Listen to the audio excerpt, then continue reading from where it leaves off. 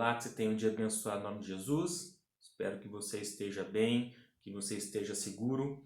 E hoje eu quero trazer uma reflexão para você, não relacionado ao que nós estamos vivendo ultimamente, nesses últimos meses. Claro que essa reflexão faz alguma alusão a isso, mas eu quero que a gente vamos pegar aí dois textos da Bíblia para que a gente possa refletir sobre isso.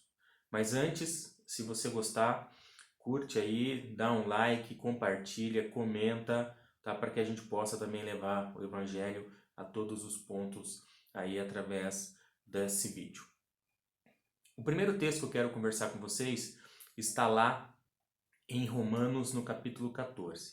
E eu peço que você, se quiser se aprofundar um pouquinho mais, leia os capítulos 13, 14 e 15, porque eles estão relacionados. Mas no capítulo 14, propriamente dito, o apóstolo Paulo escreve aos Romanos, aonde ele coloca duas situações como exemplos, ou duas situações que estavam ocorrendo com a igreja lá de Roma, aonde os membros, os irmãos estavam fazendo dissensões, ou estavam tendo grupos. Por exemplo, o apóstolo Paulo coloca: uns diferenciam dias de dias, outros não diferenciam dia algum. Ou seja, um grupo estava considerando que o sábado era o dia sagrado, e um outro grupo estava considerando que todos os dias eram considerados como sagrados. Um outro exemplo que o apóstolo Paulo dá lá no capítulo 14 está em relação à comida. Um distingue comida de comida e o outro não distingue comida nenhuma. E aí é o ponto que o apóstolo Paulo entra. Aquele que distingue, não julgue o que não distingue. E aquele que não distingue, não despreze o que distingue. Porque se fazemos, fazemos para Deus. Se não fazemos, não fazemos para Deus. Agora, o fazer ou não fazer está relacionado a uma situação que o apóstolo Paulo deixa claro lá no capítulo 14. É a sua fé, a sua convicção, é a certeza de que o que você está fazendo para Deus. Porque lá no próprio capítulo 14 o apóstolo Paulo diz: se vivemos ou morremos, vivemos para Deus ou morremos para Deus. Então, nós não somos mais nós que atuamos ou vivemos, mas sim as nossas ações, as nossas atitudes devem se refletir para fazer ou agradar aquilo que Deus quer que a gente faça. E lógico que no próprio capítulo 14, o apóstolo Paulo também coloca situações, por exemplo, aqueles que são mais maduros na fé, percebendo que alguma atitude deles possa levar um irmão a cair, ou o irmão a se desviar da fé, então que ele não faça aquilo na frente daquela pessoa que tem a fé ainda não tão madura assim, por exemplo, no contexto do capítulo 14. Então, o que eu quero colocar com isso, e você reflita aí? Se as tuas decisões ou aquilo que você está convicto, se isso você tem praticado mediante a fé. Porque o apóstolo Paulo diz lá que a gente só consegue ter convicção do que fazemos para Deus porque temos fé em Deus. Porque se nós não temos fé, nós ainda estamos fazendo de forma errada, e fazendo de forma errada nós pecamos. Ou seja, se você não tem convicção do que você faz ou daquilo que você acredita e você vai na onda de outros, daquilo que outros falam, e você tem aquilo como simplesmente uma verdade, e isso não é algo seu, não sai da tua motivação, você está pecando com isso. Então, não faça apenas porque o outro está dizendo que você tem que fazer. Faça ou não faça pela convicção, mediante a fé que você tem em Deus. Então, esse é o primeiro ponto. E aqui não quero entrar em julgamento do que nós estamos vivendo hoje, mas se você decide ficar em casa, se for convicto em função disso porque você tem fé, amém. Se você decide não ficar em casa, fazer o que tem que fazer, também, se você estiver convicto pela tua fé, amém.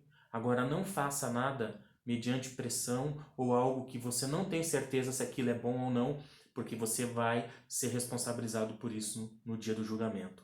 Nós vamos ser responsabilizados pelos nossos atos.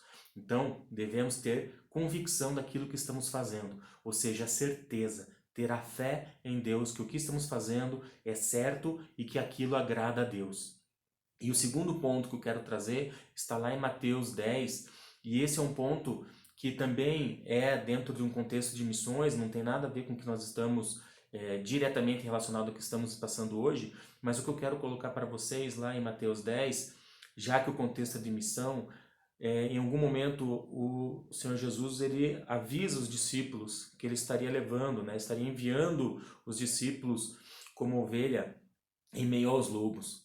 E aí a segunda parte desse versículo que eu acho interessante. Portanto, sejam prudentes como a serpente e simples como as pombas. Ou algumas versões diz humildes como as pombas. E eu fiquei pensando nisso, né? O porquê ser então prudente como a serpente? E a gente vê em alguns trechos, em algumas passagens da Bíblia, em alguns livros, que a serpente é uma tipologia, uma figura de Satanás, né? E Jesus falando efetivamente ali de serpente, de pomba, mas naquele contexto Jesus está falando da forma natural, do animal serpente. Por que que ele coloca então ser prudente como a serpente? Porque se a gente pegar para analisar, e percebam isso, busquem fotos ou imagens, ou busquem na memória de vocês, toda serpente ela já está pronta para dar o bote. Ela dorme praticamente pronta para dar o bote. Ela está sempre atenta, porque ela não sabe quando que a sua presa irá passar, ela não sabe quando a sua comida irá passar na frente dela. Então ela está sempre preparada para dar o bote no momento que for necessário. E é por isso que Jesus faz essa comparação de nós sermos prudentes como a serpente, ou seja, nós devemos estar preparados para toda e qualquer situação. Nós devemos estar preparados para falar do evangelho, porque esse é o contexto daquela palavra. Dentro da missão, nós temos que estar preparados para toda e qualquer situação, para sermos prudentes como a serpente. Então aqui também entra essa analogia para os nossos dias. Você está preparado para o que está acontecendo ao nosso redor? Você está preparado, querendo ou não, para levar o evangelho às pessoas que precisam de uma palavra neste momento? Não é só apenas a questão física, mas também existe a questão espiritual. Você está levando uma palavra de alento, uma palavra de ânimo, uma palavra direcionada de Deus para as pessoas que estão ao seu entorno, ao seu redor, ou até mesmo pessoas que você não conhece, mas que estão passando por uma situação em que você tem condições de falar. Então esteja preparado, tanto para passar pelas adversidades, pelas situações, quanto para anunciar o Evangelho. Porque são nesses momentos de crise que nós precisamos nos fortalecer ainda mais em Deus, estarmos cientes que Ele é maior do que todas as nossas dificuldades.